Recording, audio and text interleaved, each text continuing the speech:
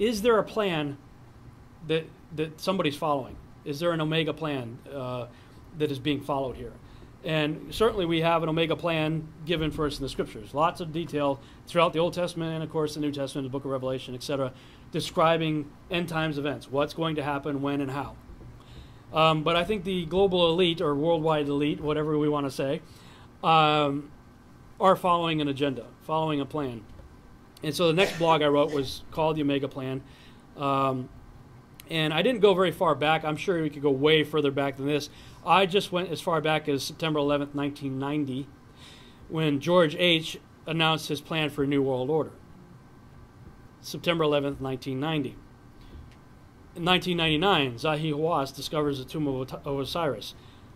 September 11th, 2001, 11 years to the day, an attack, quote unquote, occurred on U.S. soil, which would change the world and accelerate the advancement of the New World Order. Why all of this stuff around? Why 9/11? Well, we read about when Apollo shows up, Revelation 9/11, but I believe even that is a counterfeit. I think 9/11 has even more significance for us to be paying attention to. I believe it's the birth date, the date our Savior was born, based on Revelation 12, 1 through 5. What we see about this sign, a great sign was seen in heaven, a woman arrayed with the sun and the moon under her feet, and upon her head a crown of 12 stars. And she was with child, and she cried out, travailing in birth and in pain to be delivered. And there was seen another sign in heaven, and behold, a great red dragon, having 7 heads and 10 horns, and upon his heads 7 diadems, and his tail draweth a third part of the stars of heaven, and to cast them down to the earth. And the dragon standeth before the woman that is about to be delivered, that when she is delivered, he may devour her child. And she was delivered of a son, a man-child, who is to rule all nations with a rod of iron. And her child was caught up unto God and unto his throne. I believe this is a stellar alignment describing the birth of Christ. Some people disagree with this and say this is a future event because they take all of Revelation to be a future event. And they say this represents the church. Well, the church is feminine. It says bride. This says that it's a man-child. Is the church going to rule all nations? Does the church have a rod of iron? Who has the rod of iron? Yeshua does. This can only represent the birth of Yeshua. It can't represent the birth of the church or whatever the futurists are trying to say. And so I was looking at that, and there's a free software. You could go to Stellarium.org, download the software. And then the last chapter of my book, I actually give you step-by-step instructions on how to do this. Download the free software, follow the directions, and you can actually, I would say, back up to August 28th, 3 BC, which is -2 in the software. And from August 28th to September 11th, there's a magnificent dance of the stars that takes place, where the stars are moving into position to reach this sign. Fantastic. And Dr. Michael Heiser talks about this also. I'll play a clip from him. The signs and symbols that are used in Revelation 12 are well-known astronomical symbols. Here's a superimposed picture over it. Now we have Scorpio and Libra, the scales, but in the ancient times this was one known as the dragon. You have a very small window of time where all of these things can be present at the same time, where everything is accounted for. The sun was clothing the woman, the king star, king planet in Leo, the sign for the tribe of Judah. All of these things did occur in a year that fits well for Jesus' birth, and that is 3 BC.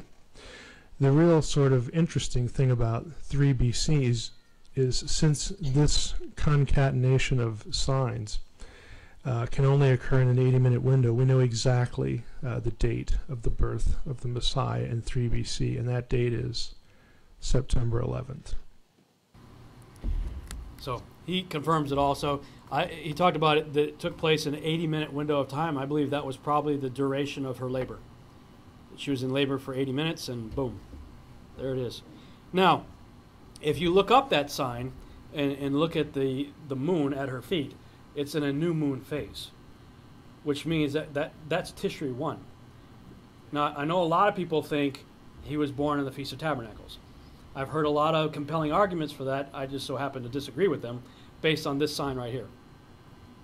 The arguments for Tabernacles are they're convincing, they're interesting, But, I mean, how much more precise can you get than an 80-minute sign in human history that just so happens to perfectly fit Revelation 12, 1 through 5, happening at a phase when it's a new moon, which is Tishri 1. One of the arguments for the tabernacle birth is that, let's say, well, he tabernacled among us. Well, actually, if he was born in the beginning of tabernacles, Tishri 15, he wouldn't have been able to tabernacle among us because there's a 7-day period of uncleanliness where the baby and the mother have to isolate themselves until the time of uncleanliness is completed. So he couldn't have tabernacled among us if he was born in Tabernacle 1 because they would have spent the whole time being isolated.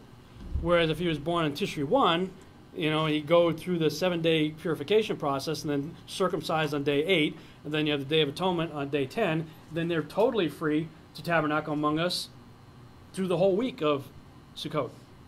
The other problem with Sukkot is the command during Sukkot is for all males to be in Jerusalem. Well, that's not a good way for the sinless lamb to get started, violating the commandment by he and Joseph being in Bethlehem, when the command during Sukkot is to be in Jerusalem. So I reject the Sukkot birth and think there's a much stronger case for the Tishri 1, September 11th, on the Gregorian calendar, date of a Messiah. But of course, you've got everybody, and we all did it too, celebrating his birthday on December 25th. Meanwhile, on 9/11, on the date of his birth, we've got this event right here. And so, I mean, can you just imagine anybody running around singing it's the most wonderful time of the year now on September 11th? Actually, I've started to do that, trying to create a little bit of a revolution, a new way of thinking, trying to get, people on Facebook and whatnot to start thinking differently. So, I understand Tishri 1 doesn't always fall on September 11th, because it slides in the Gregorian calendar. So I'll actually do it twice. On September 11th, just to make the point, I'll do a birthday thing, Happy Birthday, Jesus, or Yeshua, on September 11th. And then, of course, really go all out on Tishri 1 with various evidence and stuff for him being born on the Feast of Trumpets and drawing people's attention to the Feast of the Lord. But I think that was strategic on the devil's part, to really put an infamous stain on that date. And also to get us all off of the Feast of the Lord and get us on Beast Feast, doing stuff that really honor and celebrate Nimrod. The Christmas tree is a phallic symbol. And I'm sorry, Jeremiah 10, in my opinion, is talking about the Christmas tree. You behold, you cut a tree out of the forest and you drag it into your, and you set it upright and you deck it with silver and gold. The detractors up, they say, no, that's talking about carving a tree into an idol and worshiping it. Excuse me, it says you took a tree out of the forest, brought it in, stood it upright, and decked it with, decked the halls with, people are doing this thing, and they set this up as a centerpiece in their living room, and they bow down before it to place presents, and they bow down before it to take presents. That looks like idol worship to me. Anybody standing outside looking in would say, well, that's what it looks like. In my opinion, Jeremiah 10 is absolutely talking about the Christmas tree. And, fortunately, Sheila and I were on the same page. And I don't know if everybody here had experienced the same thing, but before we started coming into an understanding of Torah, we went through a rather lengthy season of just being disgusted with the church. Any church we went to. We're like, something, it was like, here's a 7-week PowerPoint presentation on Prison Break, and they're like trying to be culturally relevant using all these TV shows, and the whole sermon is, trying to get you matched up with whatever is going on in the latest TV show. And, the rock service, rock band service taking place for praise and worship and stuff. Don't get me wrong, I love that kind of music. But everything just felt like a show. It felt like a game show. And sometimes they were doing game shows, and we were like, man, and it was Black Friday, 2009. I hate Black Friday anyway, because on Thursday we're all thanking everybody for, Thanksgiving so wonderful, and then on Friday we're killing each other for Tickle Me Elmo. Now, to be fair, you can get a lot of good deals on Black Friday, right? So, yeah, I'm not gonna be a hypocrite. Yeah, I was at Fry's Electronics getting some good deals, because I like computer parts and stuff. That's called being frugal with my money. But I'm sitting in the parking lot just disgusted by the whole thing.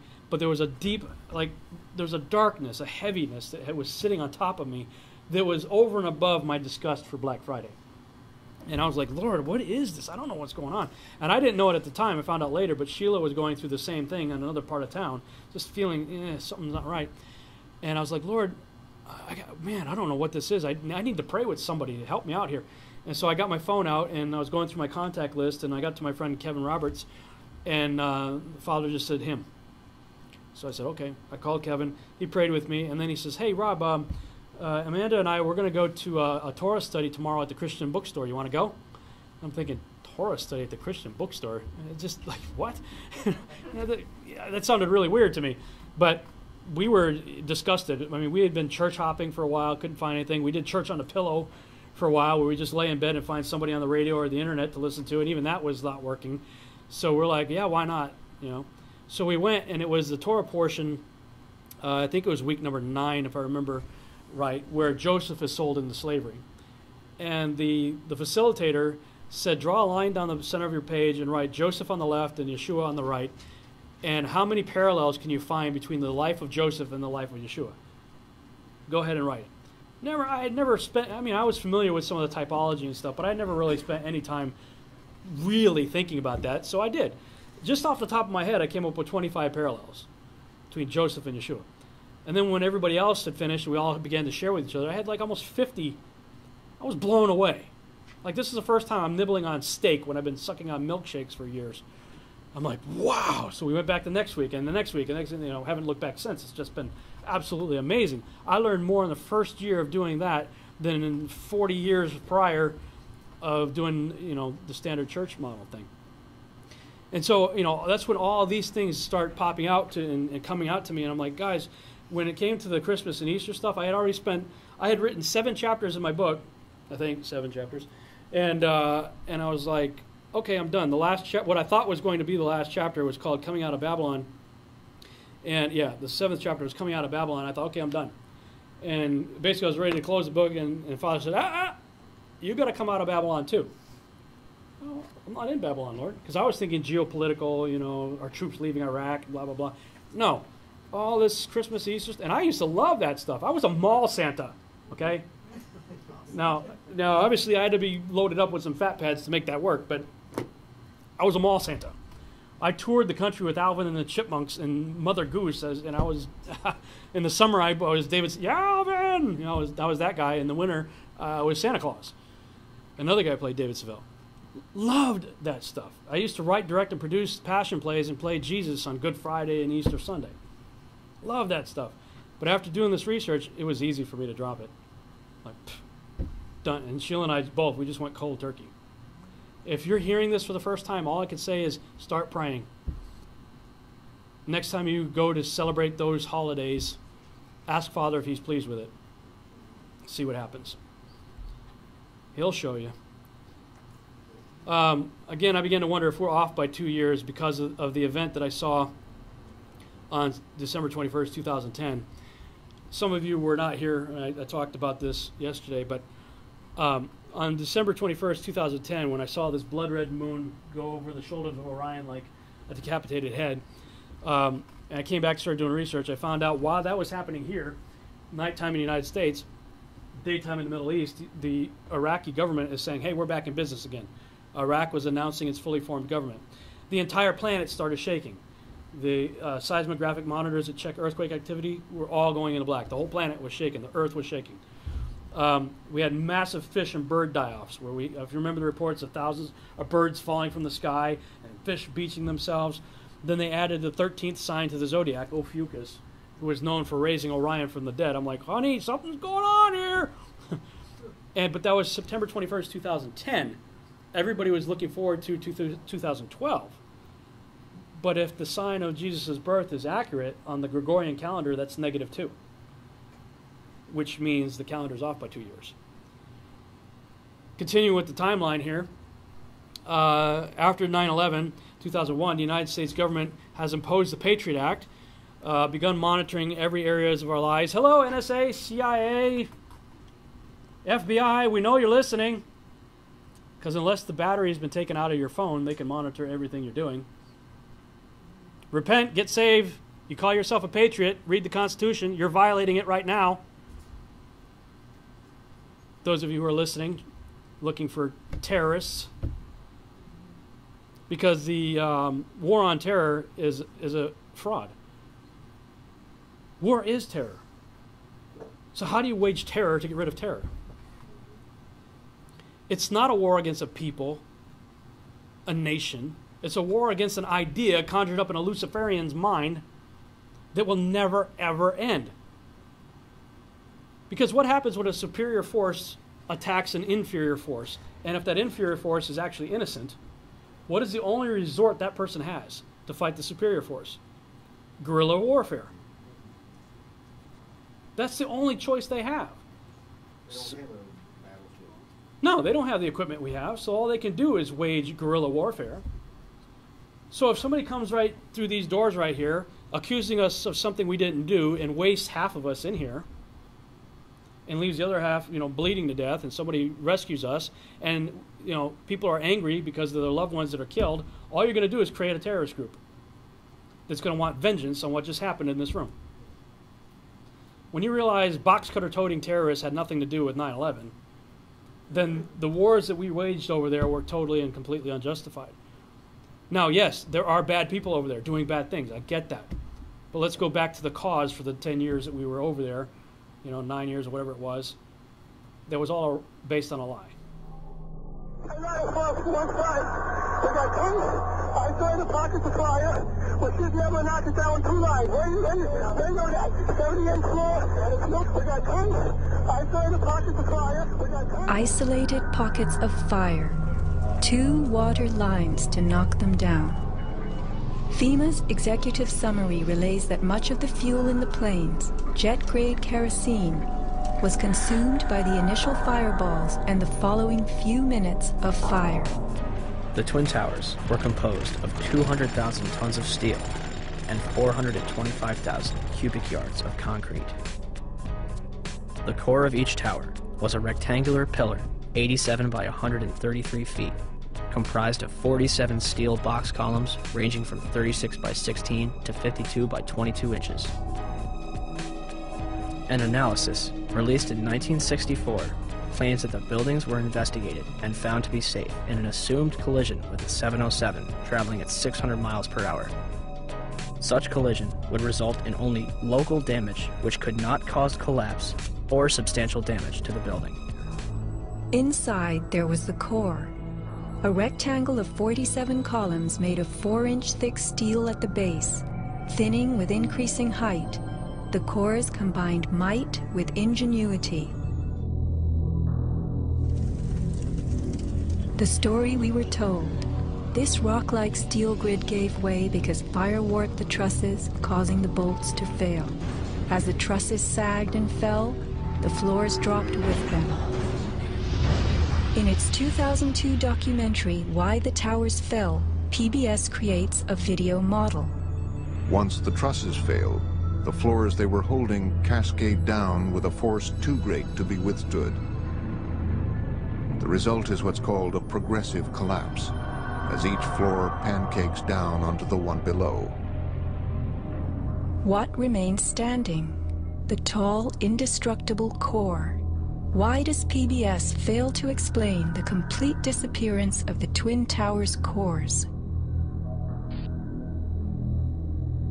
Since the black smoke coming from the buildings means that the fire was oxygen-starved and could not have reached its maximum temperature of 1800 degrees Fahrenheit, and steel melts at a much higher temperature of 2500 degrees Fahrenheit, nearly 700 degrees hotter than the maximum temperature of the fire, how could cleanup crews have found melted steel in the basements?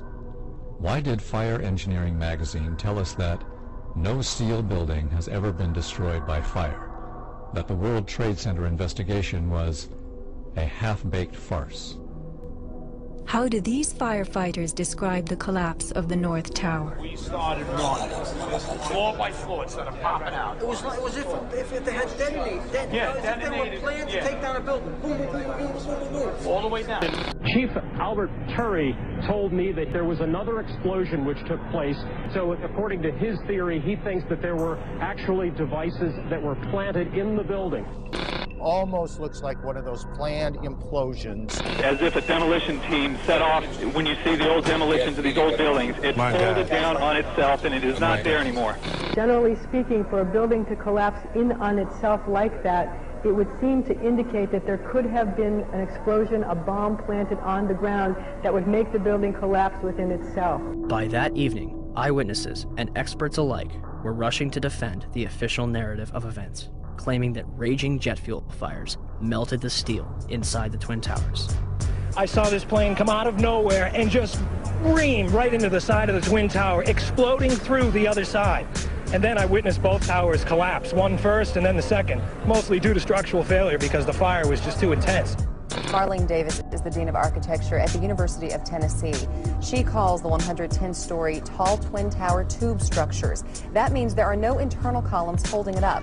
You know, when we saw this yesterday, people said, oh my goodness, there was a bomb on there. There must have been a bomb that collapsed. Must have been a bomb below. Right, that finished the job. Well, it turns out we heard from experts who said that, you know what, the fire on those floors, probably 1,500 degrees. Steel can only withstand so much because the steel structure that holds the building up was on the outside, and essentially the building started to melt and it gave way and it toppled.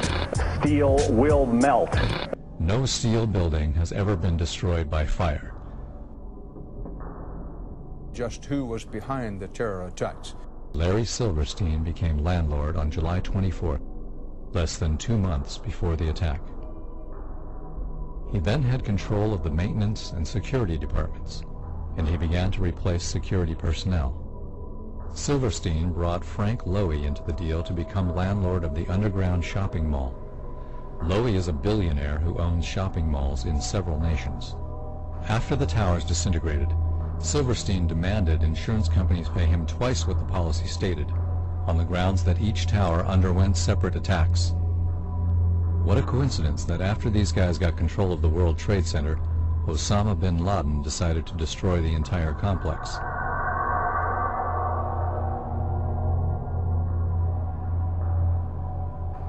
CBS's Jim Stewart in Washington has been tracking events all day and has the latest, Jim. We're told rescue workers have recovered a passport and the debris. It belonged to one of the dead hijackers. Another development on Saturday, New York officials revealed at a news conference here in the city that a hijacker's passport was found blocks from the World Trade Center crash site, if you can believe that. Well, Dan, not far from here, a passerby found the passport of one of the hijackers. Evidence this disaster scene is also a crime scene. These passports are so magical and so wonderful that, like Gollum's ring, they call to you. They call to who they want to find them, but not any normal mortal. No. The ring calls out only to FBI agents. The 9/11 Commission says the CVRs and FDRs from American 11 and United 175 were not found. Yet, the FBI claims to have found the passport of Saddam al-Sakami, which managed to fly out of his pocket, through the explosion, and onto the streets of Manhattan below. So, 4 different black boxes, made from the most resilient materials known to man, were destroyed. Yet, a passport, made from a fragile material known as paper, managed to survive? Who writes this stuff?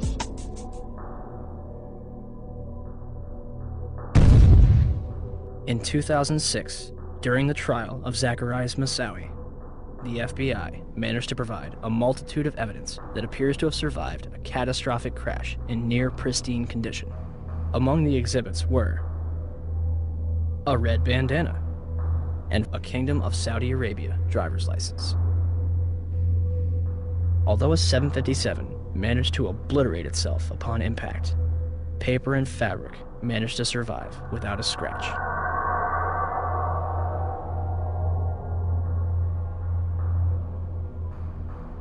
A 6-month investigation by the Senate Intelligence Committee concluded in December 2006 that Abel Danger did not identify Muhammad Atta or any other 9/11 hijacker.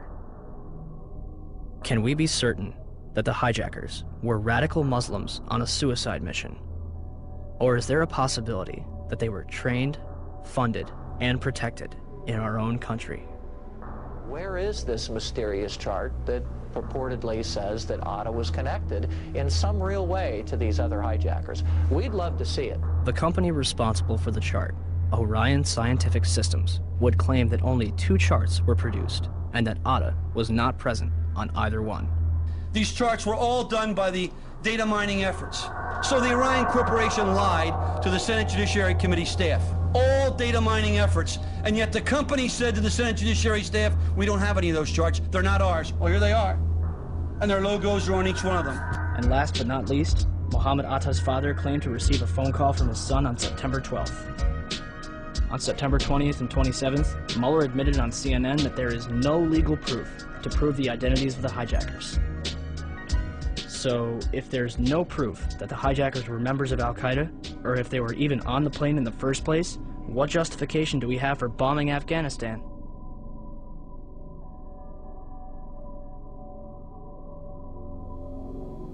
They're creating terrorists by the war on terror. And they know that. War is big business. When you realize how many of our political leaders are heavily invested in the military-industrial complex and how much money they make off the stocks that they have in Halliburton and all these other things, man, it's to their advantage to continue to keep us at war with somebody all the time.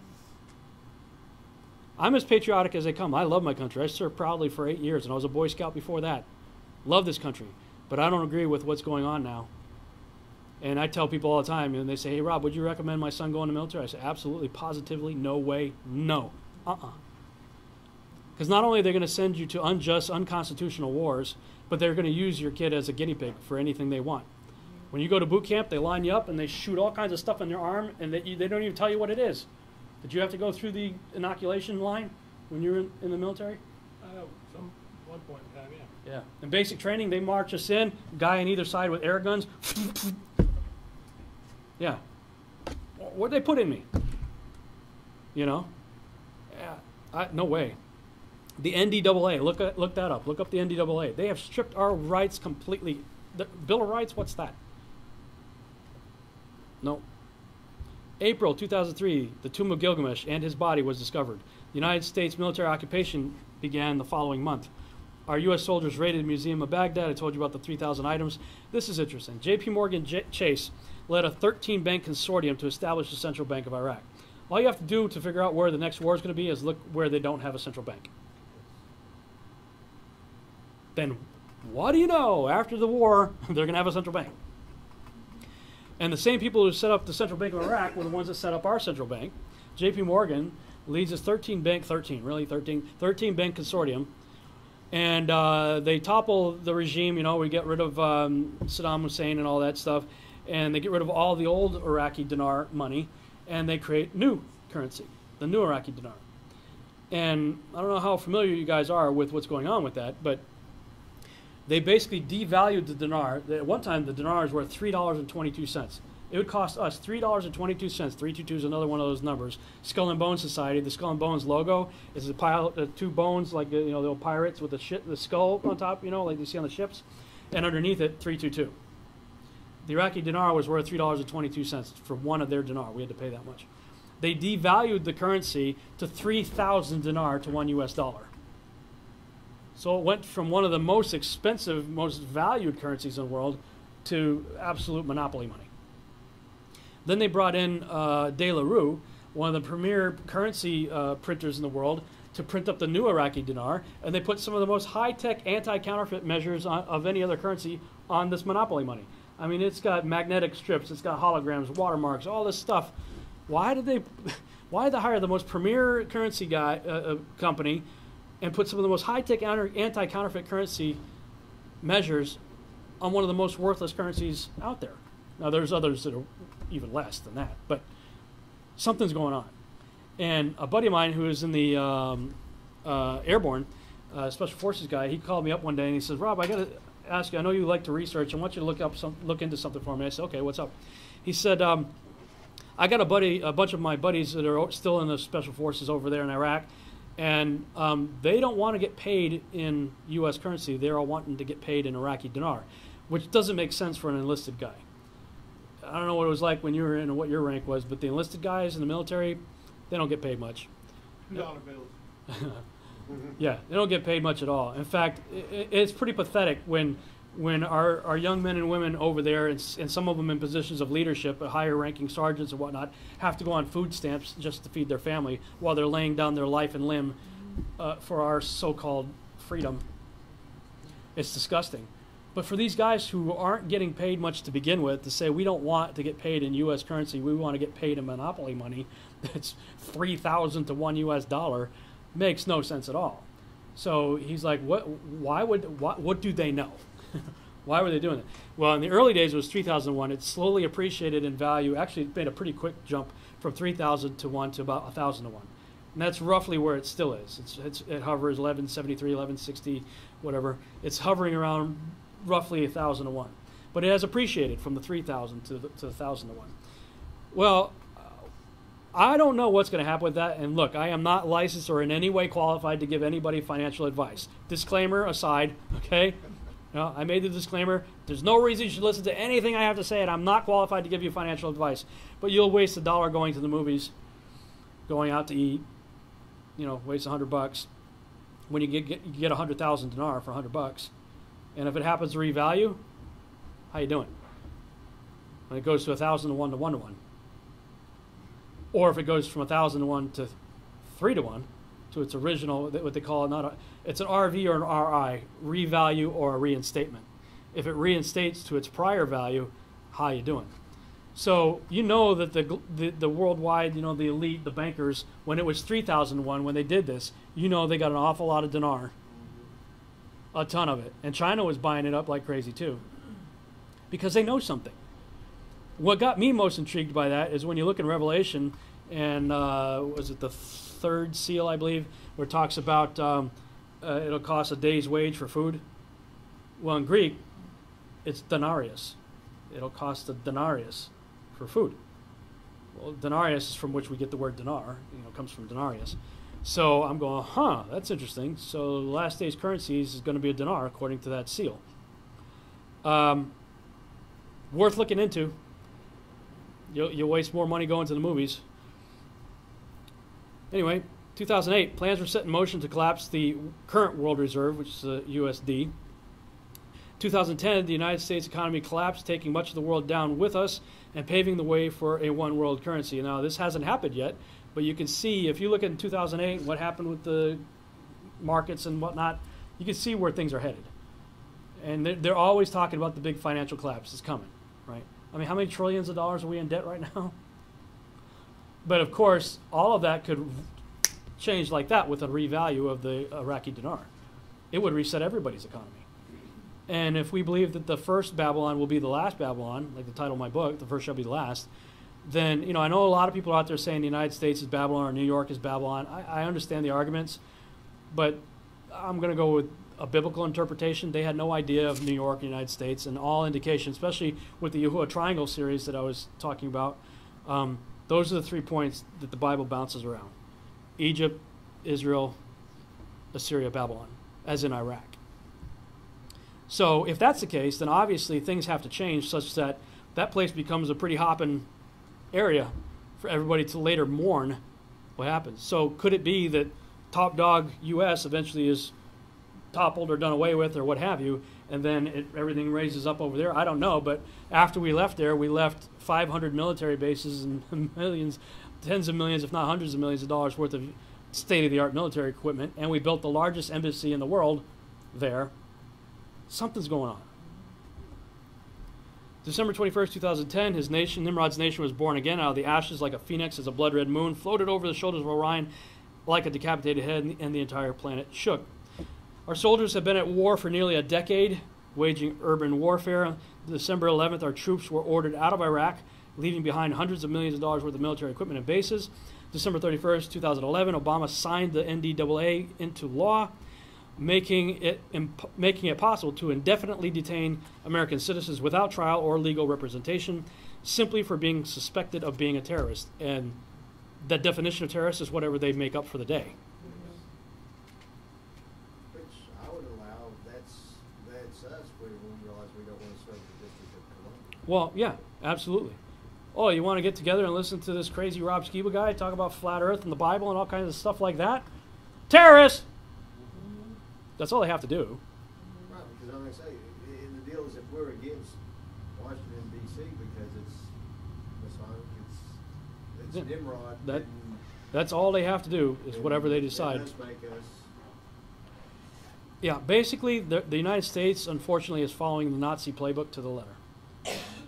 If you just look at what Hitler and the SS and what they did with the Reichstag and everything that led to what they did thereafter, it's following the same formula. Now, I gave you an outline of what I was seeing in my research. Now I'm going to play a video for you that shows our U.S. presidents and mainstream news reports and things like that, illustrating what I've been talking about playing out right before our eyes. Tell us, when shall these things be, and what shall be the sign of thy coming and of the end of the world? And Jesus answered and said unto them, Take heed that no man deceive you. On August the 17th, 1991, Desert Shield became Desert Storm.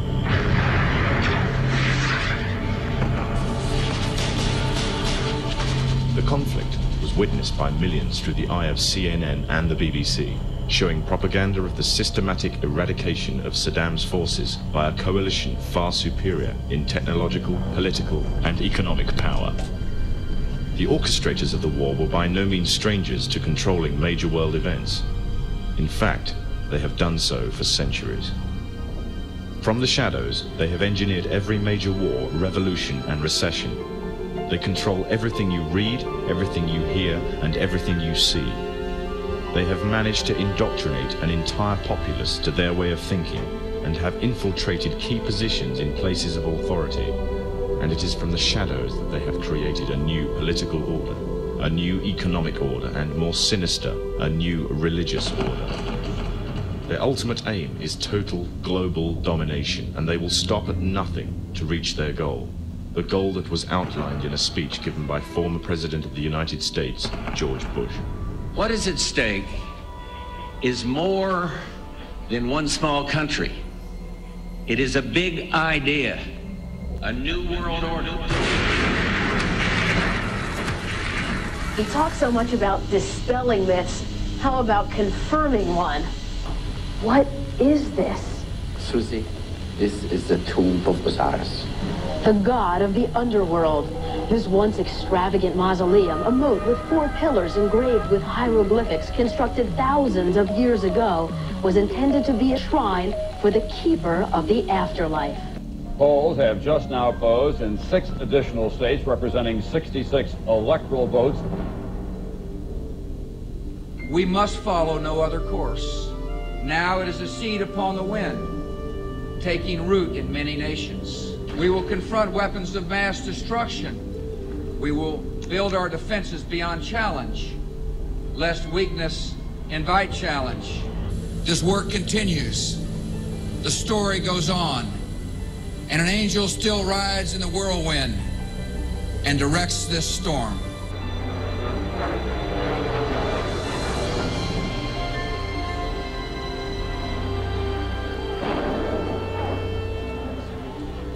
Heard the first one come in. I didn't know what it was. It sounded like a missile. Oh my God, Ed, another plane just hit the World Trade Center. Wait, oh my God, the building fell! We have no idea what caused this. Let us never tolerate outrageous conspiracy theories concerning the attacks of September the 11th. Malicious lies that attempt to shift the blame away from the terrorists themselves, away from the guilty. On the morning of September 11th, 2001, 19 men armed with box cutters, directed by a man on dialysis in a cave fortress halfway around the world, using a satellite phone and a laptop, directed the most sophisticated penetration of the most heavily defended airspace in the world, overpowering the passengers and the military combat-trained pilots on 4 commercial aircraft before flying those planes wildly off course for over an hour without being molested by a single fighter interceptor. These 19 hijackers, devout religious fundamentalists who like to drink alcohol, snort cocaine, and live with pink-haired strippers, managed to knock down 3 buildings with 2 planes in New York, while in Washington, a pilot who couldn't handle a single-engine Cessna was able to fly a 757 in an 8,000-foot descending 270-degree corkscrew turn to come exactly level with the ground, hitting the Pentagon in the budget analyst office where DoD staffers were working on the mystery of the $2.3 trillion that Defense Secretary Donald Rumsfeld had announced missing from the Pentagon's coffers in a press conference the day before, on September 10th, 2001. Luckily, the news anchors knew who did it within minutes. Osama bin Laden. The pundits knew within hours. Osama bin Laden. The administration knew within the day. Terrorists who committed these acts and those who harbored them and the evidence literally fell into the FBI's lap. That a hijacker's passport was found blocks from the World Trade Center crash site, if you can believe that. But for some reason, a bunch of crazy conspiracy theorists demanded an investigation into the greatest attack on American soil in history. That investigation was delayed, underfunded, set up to fail, a conflict of interest, and a cover-up from start to finish. It was based on testimony extracted through torture, the records of which were destroyed. It failed to mention the existence of WTC-7, Able Danger, P-TECH, Sibel Edmonds, OBL and the CIA, and the drills of hijacked aircraft being flown into buildings that were being simulated at the precise same time that those events were actually happening. It was lied to by the Pentagon, the CIA, the Bush administration, and as for Bush and Cheney, well, no one knows what they told it because they testified in secret, off the record, not under oath, and behind closed doors. It didn't bother to look at who funded the attacks because that question is ultimately of little practical significance. Still, the 9/11 Commission did brilliantly answering all of the questions the public had, except most of the victims' family members' questions, and pinned blame on all the people responsible, although no one so much as lost their job, determining the attacks were failure of imagination. Because nobody in our government, at least, and I don't think the prior government that could envision flying airplanes into buildings. Except the Pentagon, FEMA, NORAD, and the NRO.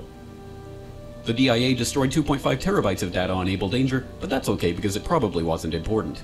NIST has classified the data that they used for their model of WTC-7's collapse, but that's okay because knowing how they made their model of the collapse would jeopardize public safety.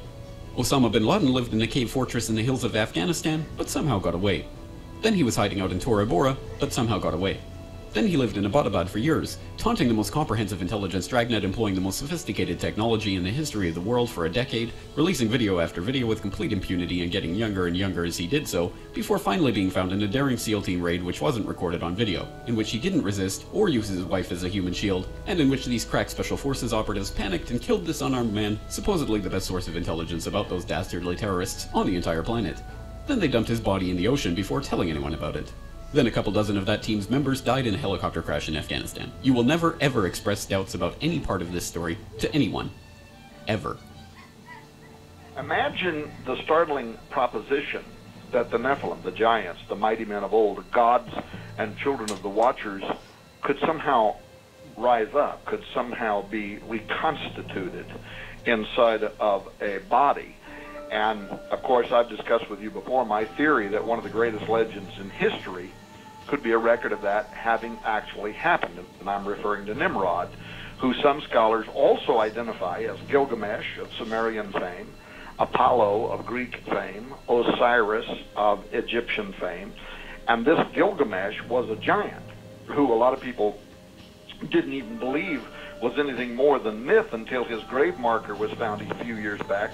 And then, according to some people, the military swooped in and took possession and control of that dig. Hey, Tom, I want to interject something. I talked to a special operations general who was there when Gilgamesh's remains, and his words were he was in a state of remarkable preservation, okay? He said they have Gilgamesh's remains. So if they have Gilgamesh and he is Nimrod, they got it. And the whole point was to extract the DNA.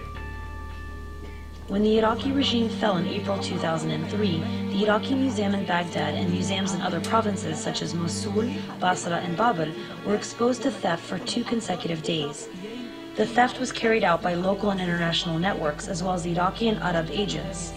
It is estimated that 170,000 artifacts were stolen, 15,000 of which have no registration records. The most important of these artifacts are the Sumerian cuneiforms, which represents the philosophy of life and death. Many date back to Mesopotamian times, more than 4,000 years ago. Artifacts pertaining to the civilizations of the Sumerians, Babylonians, and Chaldeans, and others that go back thousands of years in history, were taken away from the land of the 2 rivers. In addition, entire book collections from certain historic eras disappeared from the National Library, thus negatively affecting Iraq's wealth of civilization and culture. One must also mention that some artifacts were stolen and sent to Israel via the American forces. But American troops stood by as Iraq's heritage was plundered. One memorable moment that week was when Secretary of Defense Donald Rumsfeld dismissed the looting in Baghdad as unimportant. Freedom's untidy, and free people are free to make mistakes and commit crimes and do bad things. Many of the looters knew which objects they were looking for and where to find them. In other words,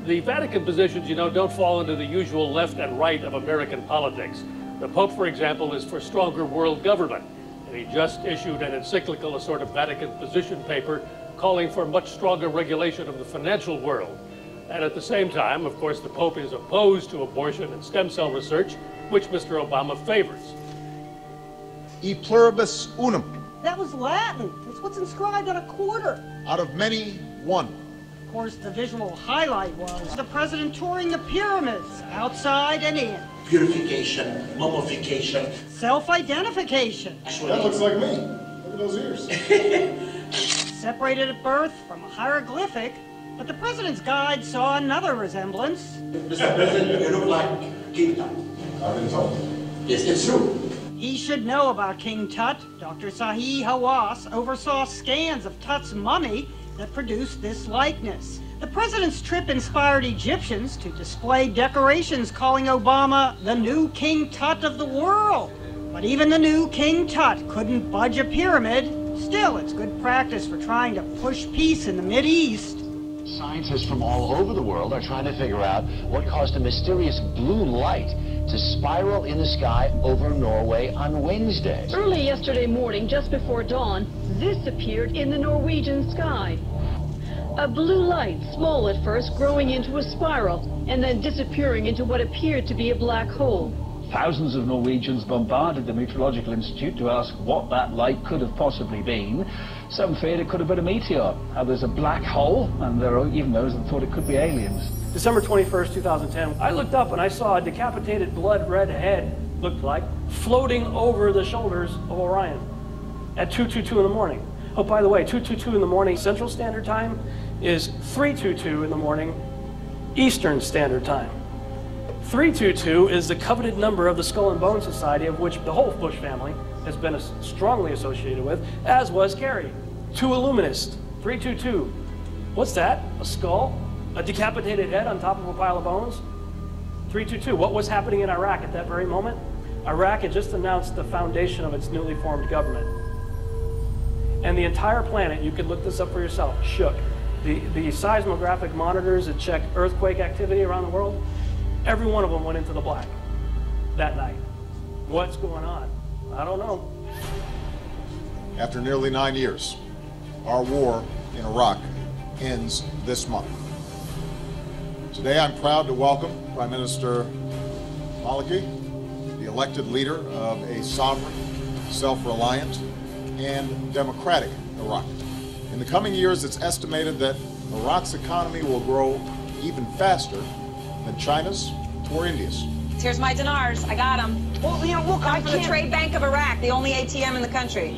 Look, this is a country that's resource-based, that obviously has tremendous aid by the U.S., but could be very self-sufficient with all these oil companies that we've been talking about that are exploring, they're about to explore there. And so I told my viewer, look, I can't fight it. I would like to know how best to get it, and it would really be great if, you know, these guys set up these ETFs all the time. How about an ETF to play the dinar? That would really be the best way to go. For the first time in 2 decades, Iraq is scheduled to host the next Arab League summit, and what a powerful message that will send throughout the Arab world. Finally, we're partnering for regional security. For just as Iraq has pledged not to interfere in other nations must not interfere in Iraq. Iraq's sovereignty must be respected. And let us never forget those who gave us this chance. The untold number of Iraqis who've given their lives. More than 1 million Americans, military and civilian, who have served in Iraq. Nearly 4,500 fallen Americans who gave their last full measure of devotion. Tens of thousands of wounded warriors, and so many inspiring military families. People ask me, are we making Iraq safe for the Antichrist or safe for democracy? And it's a little bit of both. This is an extraordinary achievement. Nearly 9 years in the making.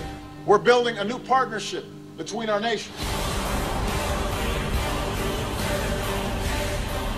America continues to maintain a high presence in the country, with the largest U.S. embassy in the world located in the capital Baghdad, with 15,000 members of staff. Before they leave, U.S. forces will have to transfer dozens of bases to the Iraqis. and dispose of or ship out thousands of vehicles. Sometimes it's too cumbersome to bring a lot of this equipment back to the U.S., so a lot of it's left on bases. We're leaving over 500 military bases to the Iraqis, both to Iraqi security forces and also to the government. This is a happy occasion for all of us. It is considered one of the most important days for the Iraqi army and Iraqis, which is the day of handing over Sania base from the friendly side to the Iraqi army. Your zodiac sign was determined by Babylonians based on what constellation the sun was in on the day you were born. But astronomers at the Minnesota Planetarium Society point out things have changed over thousands of years. The Earth has shifted on its axis and shifted us up one sign on the zodiac wheel. Right between November 29th and December 17th, there is a new sign. It is Ophiuchus. The constellation is a dude wrestling a snake.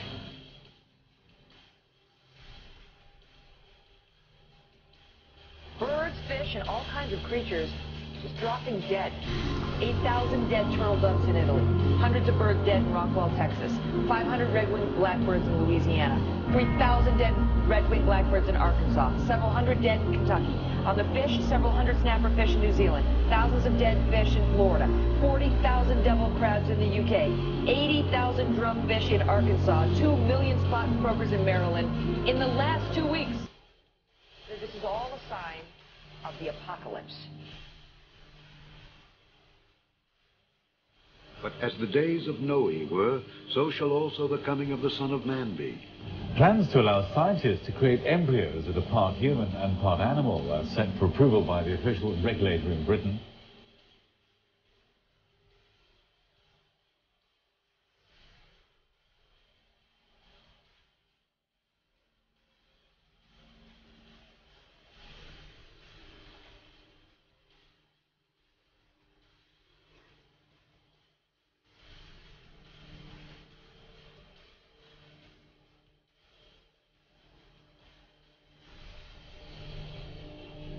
There shall be signs in the sun, and in the moon, and in the stars.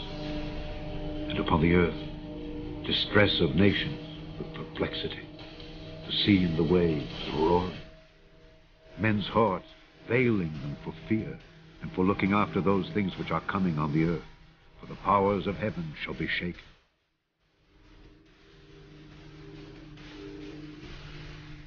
Look at the size of this thing as seen from space. Records fell. Biggest snowfall in recorded history. 100 million people will be impacted by this storm. That's 1/3 the population of the United States. Then said he unto them, Nation shall rise against nation, and kingdom against kingdom. And great earthquakes shall be in divers places, and famines and pestilences, and fearful sights and great signs shall there be from heaven.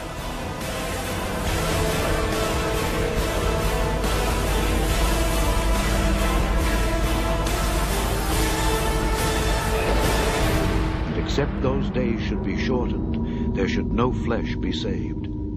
But for the elect's sake, those days shall be shortened. Kind of drives it home a little bit. The majority of that footage that you saw, and the ending there, that's all 2011. So you see now why I suggest that the date that the ancients were pointing to when they were looking at December 21st, 2012, was really December 21st, 2010. Because if all of that stuff would have followed immediately after 2012, December 21st, boy, everybody would have been like, this is it, look at that. But it happened in 2010. So, I mean, what are we to make of all that? Are we looking at the return of the Nephilim and this guy? I'm going to suggest the evidence says yes. That's what it looks like to me. And especially if you look into what the secret societies and what their view is of Osiris and all the various rituals and incantations that are all about the raising and resurrection of Osiris, who if Osiris is Nimrod and Nimrod is Gilgamesh, then the evidence is lining up for the return of this guy one way or another.